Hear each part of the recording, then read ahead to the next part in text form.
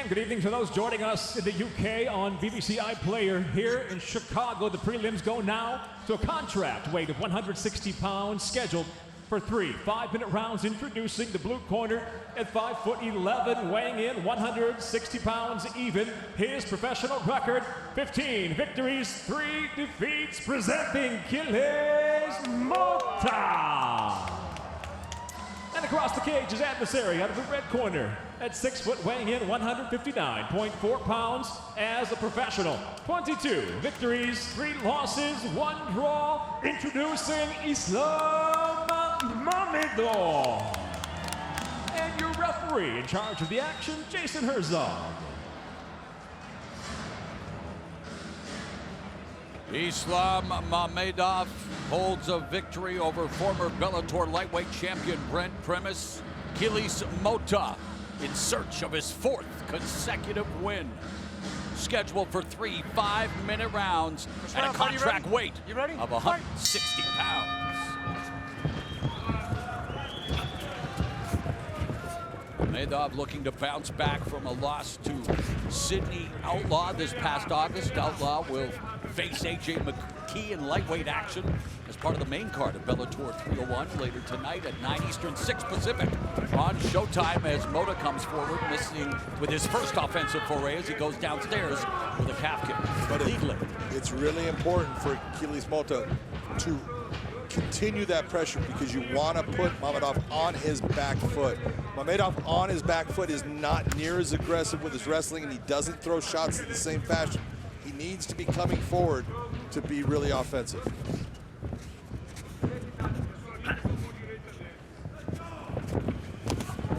Sharp jab to the midsection. Better counter upstairs by Mota with the right hand as they clinched. The double collar tie by Mamedov.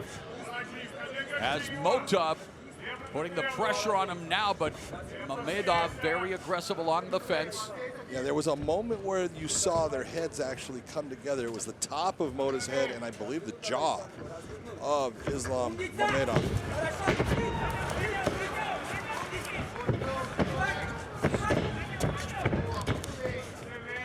Yeah, that was a clean clash of heads, actually. Unfortunately for Mamedov, it was his jaw. Mamedov utilizing that whizzer to get back to his feet. There's short knee strikes by Mota. Pummeling against the fence as Mamedov looking for dominant position, a way to change the position. Well, in watching a lot of Killys Mota's fights here in Bellator, we've grown to know that physically he's very strong. He's hard to move. He's got a really good grappling game. His wrestling is strong. And since he's been at ATT, he's really come along with his conditioning, which was sometimes in question as far as he would have to back off and take a breath. Now he just continues to push. Yeah, 2 great camps represented, as you mentioned, Mota at ATT. Mamedov also working with AKA in San Jose, and of course Abdul Nurmagomedov Fight School in his native Dagestan, as we are just, well, we've reached the midway point of the opening round and trying to find every inch of opportunity. Finally, Mamedov able to break, reset, but on his back foot, backing up to the fence again. The pressure from Mota, but there's a right cross from Mamedov. And that's nice, but this is exactly what Mota wants to do, is do not let him feel comfortable and have him start coming forward. He's either going to have to stand his ground or he's going to be going backwards. And that is a great game plan by Mota. 3 minutes have elapsed here in the opening round. And Mota goes to the body left hook. Mamedov now trying to get on track. There's a long-range jab to the midsection.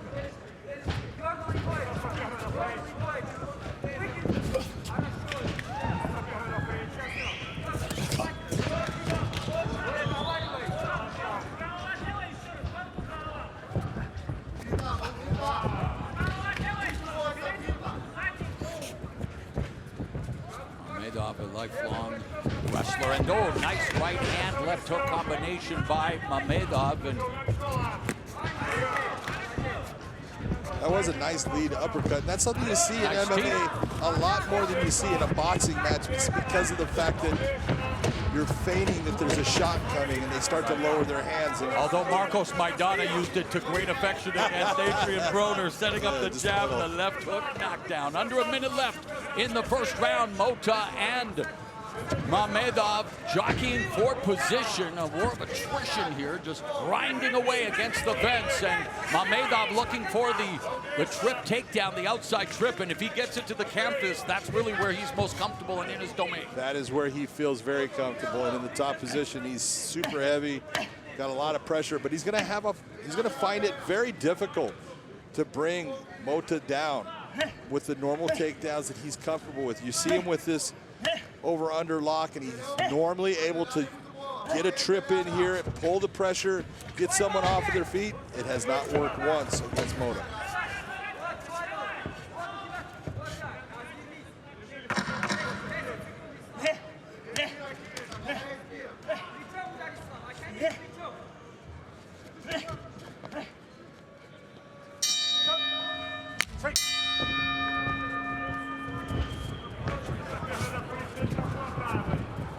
This is now the second of 3 rounds at a contract weight of 160 pounds, and Mota finds his way in with the combination. Yeah, that definitely got Mamedov's attention. That was a clean right hand.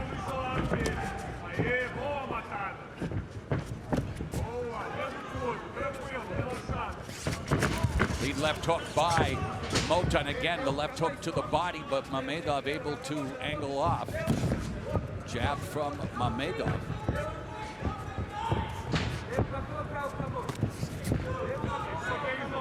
Really nice job by Mota pairing off a lot of those shots. And doing a good job of trying to defend here, and beautiful butterfly hooks, looking for that elevator sweep right at the takedown by Mamedov. And Mamedov now is Mota not making it easy for him from his back. He's making him work, and he's making Mamedov actually have to sit back with his hips so his hips don't get light. But as we have talked about, this is where Mamedov is definitely his most comfortable.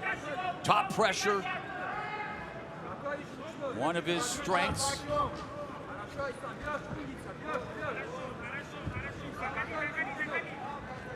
But this is, if you're in the Mota camp, this is what you want to see in terms of how he's trying to defend, not accepting this position and doing his best to try to stay off his back. Which he's doing. He actually allowed Mamedov to pass into side control. Now he's giving up his back to try to get himself to the cage to stand up. And he is able to stand up, but it is Mamedov with back control, takes him back to the mat. And this is a Dagestani special. Anytime I can, you want to stand up, I'll let you get up and I'll return you to the mat. Honorary citizen is mat return. Absolutely. And they like to get into where they get the takedown. They call it flying Dagestani air. Yeah, always a turbulent ride. Turbulent flight, and of course the Dagestani handcuffs, of course, wrist control. They've really obviously done a tremendous job. And it all begins with Khabib Nurmagomedov, who retired with the really his father. Winning, well, his father, but in terms of the fighters who look up, but absolutely Abdulmanap Nurmagomedov, the patriarch. And both guys really working hard at takedowns time, but even when getting the takedown like Mamedov was able to get, he wasn't able to do anything with it. There was no damage at all in the ground, only time. Khabib Nurmagomedov retired at 29-0. Of course, main event later tonight, Yaroslav Amosov, 27-0, defends the welterweight title against Jason Jackson. Yeah, and you think about what it takes, and you know, we were talking earlier, Fedor Emelianenko had one fight against Tsuyoshi Kosaka that he lost. It wasn't a loss because it was. And then the no contest with the headbutt with Nogueira. He could have been 31-0. Exactly. With those two no contest before he ran into Fabricio Verdum. But in any event, just over a minute and a half left here in the second, and it continues to be, I continue to use the word attrition, John, because they are just stuck against the fence, just trying for every small inch, trying to find a way to impose their will and skill. And I know it looks like, oh, you know, they're just holding on each other. There's so much energy being used right here. This is grueling for both guys. A lot of strength, energy, everything being employed. And referee Jason Herzog used a little energy saying, come on, guys. Yep. Oh! Just right there, but not, and this is what happened. This is the new MMA, because, you know, it used to be you were as good a wrestler as, we'll say, Mamedov is. You're able to get those takedowns on people. It's not easy to get a takedown in MMA anymore.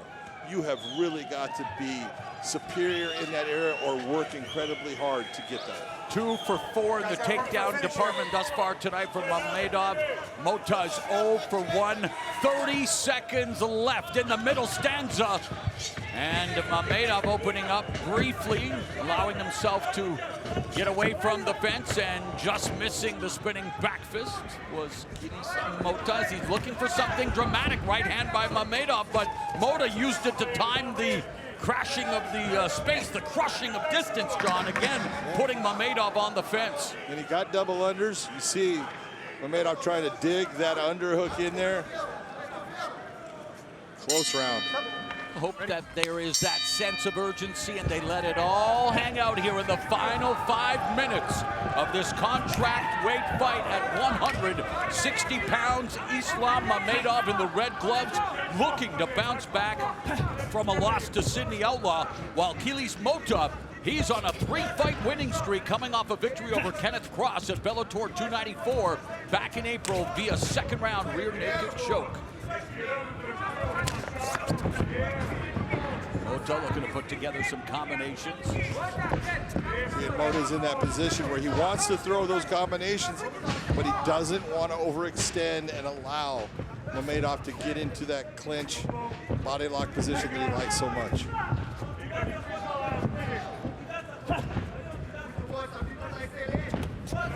Side low kick by Mamedov before utilizing lateral motion in anticipation of the counterattack from Mota. Minute has already elapsed here in the third. Spinning back fist just grazing the beard of Mamedov.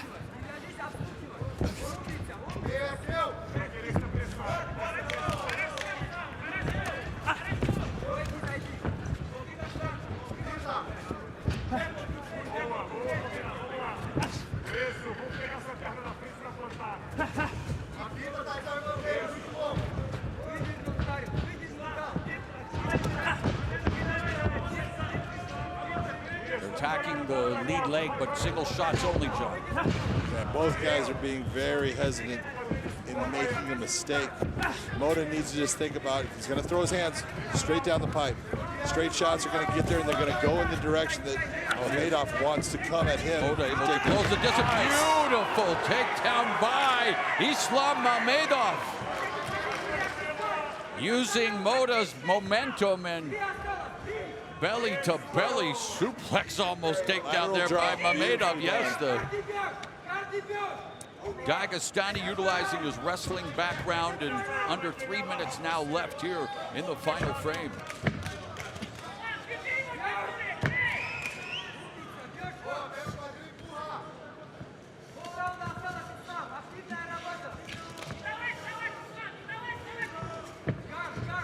Halfway mark of the final round. Mamedov now looking to continue to control Mota, but Mota doing a great job off his back throughout the fight and not allowing Mamedov to get comfortable in his office.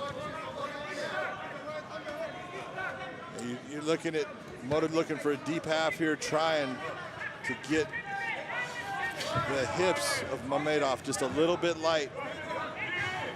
Unable to get there. Final 2 minutes of this bout.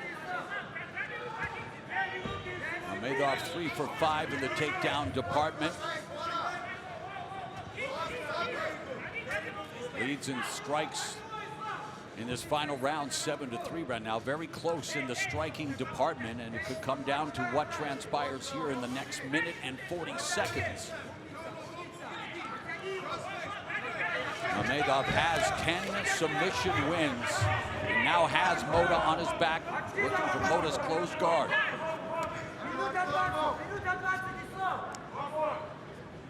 But for Mota, time is slipping away because as you stay on your back here, if you're not throwing up submissions and putting him on the defensive, everyone's going to look at that he's the offensive fighter. Short strikes from Mamedov to continue to keep Mota distracted. Minute left in the fight.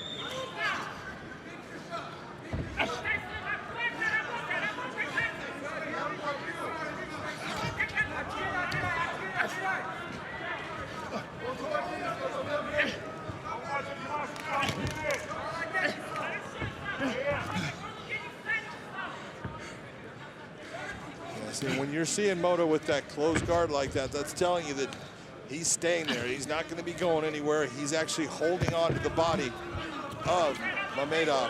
Mamedov's 27th professional fight, Mota's 19th, and Mamedov said that his biggest advantage would be his overall experience.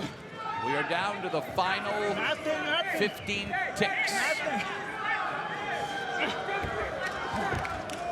Mota has enough energy to say he's landing nothing, landing nothing. Well, you've got to make sure that you land something. He's doing enough to keep you where he wants you to be, and you can't get up, so obviously there's something there. Ladies and gentlemen, for the decision, we'll go now to your three judges at cage side. Your first, Brian Puccello, 29-28, scoring the fight for Mamedov.